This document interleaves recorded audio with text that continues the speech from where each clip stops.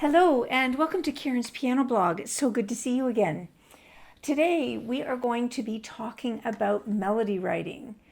What I'm finding is that I have a lot of questions about melody writing and the rules that we should be utilizing. So I'm going to do a series of blogs that take us through the different steps of melody writing so that you can be comfortable yourself and talk to your students about this.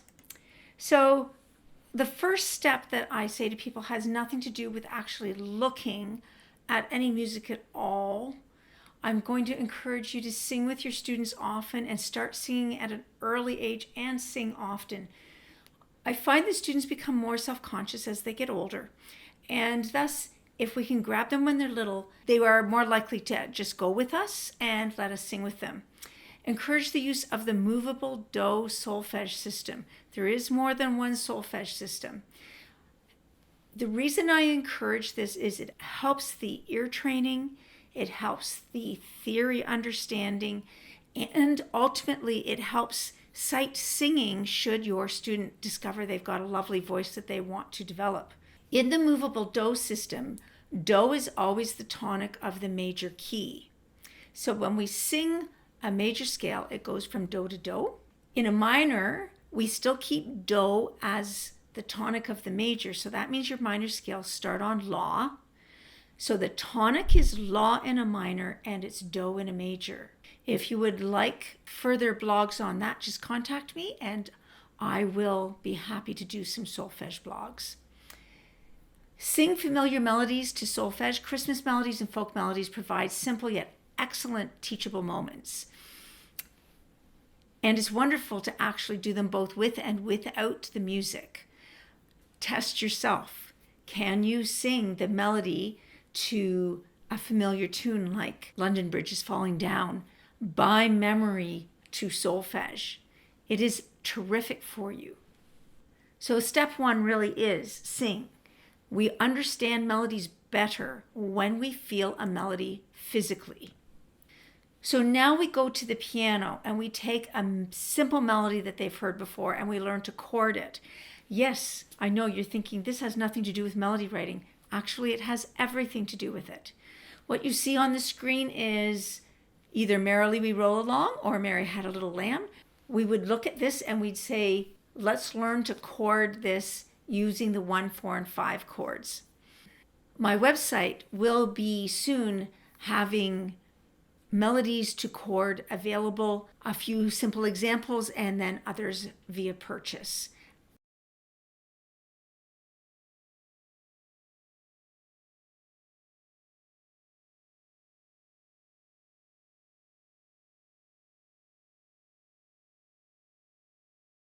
Students initially can play all of the triads in the left hand in root position. For those of you with advanced harmony skills, I realize that this means there's some parallel fifths, but I choose not to worry them about that yet. We just want them to understand. And to be honest, having the left hand be able to skip around between C and G while playing a melody is a skill that they need to develop. After the student can do their C and their G chords with the 1 and the 5, or before, depending on what you feel the child needs best, introduce root quality symbols. Many of us know these as guitar symbols from years ago. So you can see on this particular screen that for each 1 chord you see a C, and for each 5 chord you see a G. Now when children try and play this, they may find that that second last bar is a bit clumsy, going 5, 1, 5, 1. That's okay. In that clumsiness, we start to realize why composers recommend and use inversions. As soon as it's possible, and it will be soon for most students, include an inversion on the 5 chord to make the left hand chording more easily. This also encourages students to understand at the piano the value of the common tone, because the G note will now stay firmly under the thumb when you play your C chord and your G over B. And our second last bar now is quite comfortable just doing G over B and sounds good for the whole bar without inserting the C chord. I encourage students to practice the C, G over B back to C chord apart from playing it in the melody, and try doing it with the eyes closed so that they can start to feel I can trust my thumb to stay in the same place as an anchor and the other two notes just move by a second.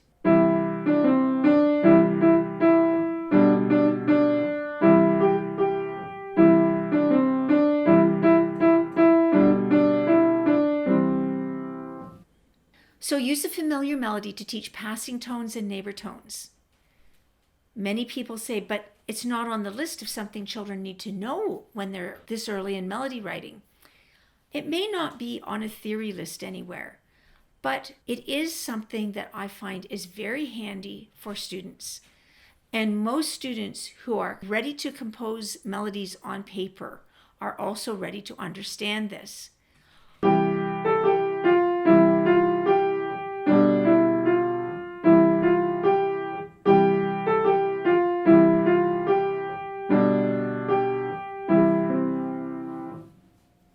On this screen, I have written out the melody, London Bridge is Falling Down, and I've circled every note that does not fit the chord that the children will be playing.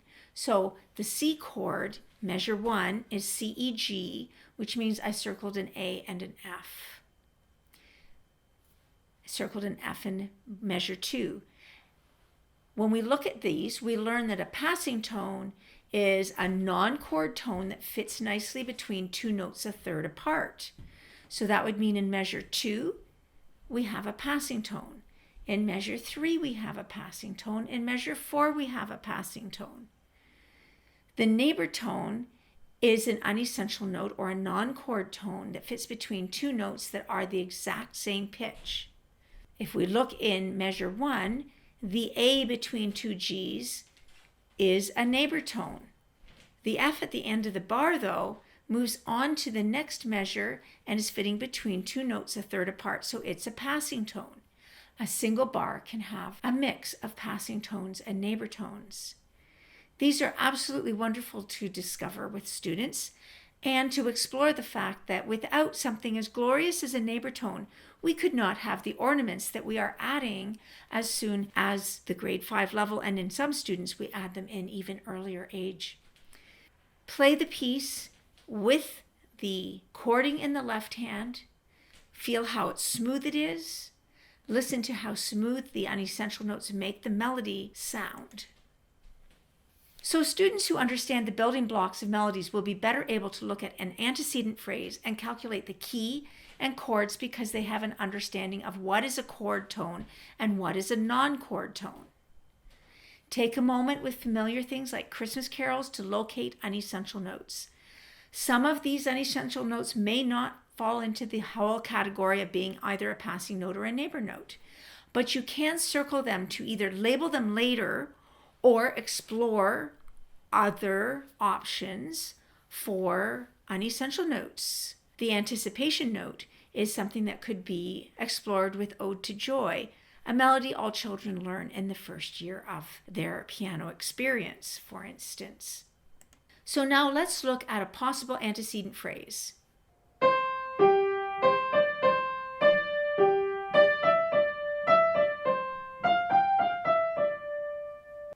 I've given it to you in everybody's favorite key. Step 1, name the key. Remember, students often will look to first note and last note to find the key, but we don't have the last note of the whole period yet. We are making parallel periods. This period, the first phrase is ending on a half cadence, so it should end on a leading tone or a supertonic. They cannot look to the last note and say that is their key. Once they know their key, they can write out the chart for that key of what the 1, the 4, and the 5-7 chords are. In C major, the 1 chord is C, E, G, 4 is F, A, C, and the dominant 7th is G, B, D, F. Now, they don't need to be chording yet with the full dominant 7th, but recognizing that dominant chords often have the 7th implied in the melody is an important facet of this. So when we analyze the given fully,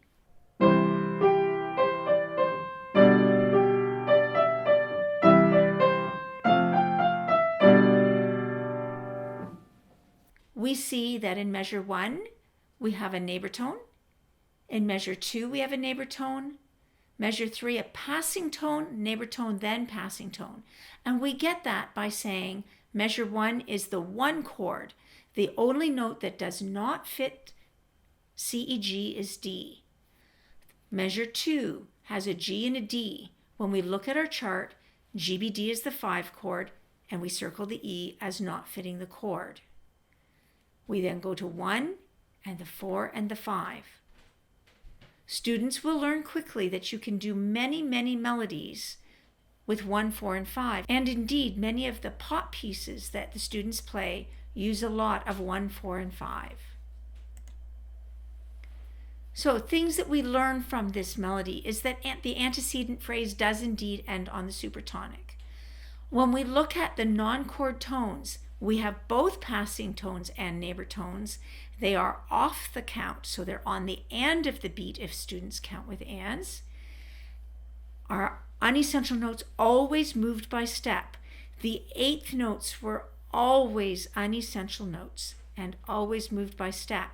So students should not suddenly break into skips and leaps with their 8th notes when they put their answer in. We do see, though, that the quarter notes can leap. However, it is not that they've experienced all leaps from 3, 4, 5, 6, 7, and 10s, for instance. The quarter notes were leaping by 4th and 5th. The safest thing for us to do then is to tell students leap by 4th and 5th. So when I copy this out, I copy measure 1 as measure 5, measure 2 as measure 6, the opening of measure 3 as the opening of measure 7.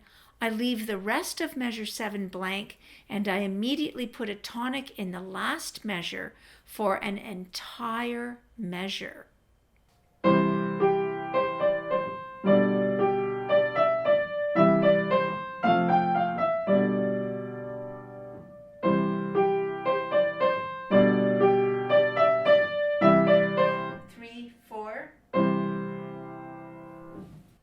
This does not mean the students will always find that every piece for their entire life will have an entire bar of tonic.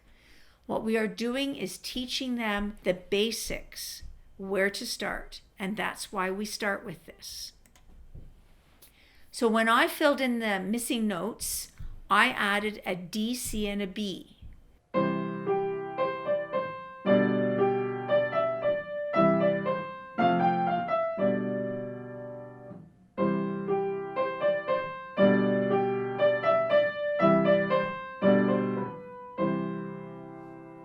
If we move by step from the final note in measure 7 to the tonic of measure 8, an authentic cadence will always be in place.